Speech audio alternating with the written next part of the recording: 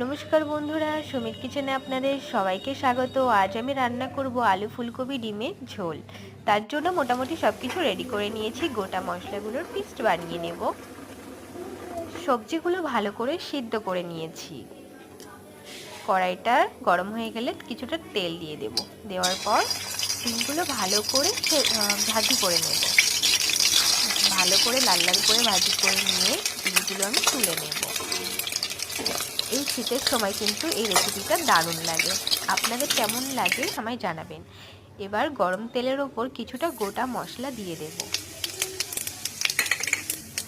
পিষে রাখা মশলাটা দিয়ে দেব। স্বাদ মতো কিছুটা লবণ দিয়ে দেব।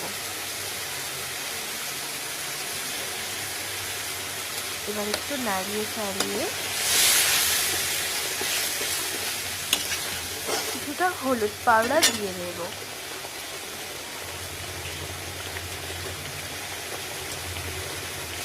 ব্যাস, মশলাটা কষানো হয়ে গেছে। সিদ্ধ করে রাখা সবজিগুলো দিয়ে দেবো। দিয়ে ভালো করে কষিয়ে নেব। প্রয়োজন মতো জল দিয়ে দেবো। তারপর তো বন্ধুরা, ভিডিওটি ভালো লাগলে লাইক কমেন্ট শেয়ার করতে ভুলবেন না। চ্যানেলটিকে সাবস্ক্রাইব করে দেবেন। ভালো থাকবেন সবাই।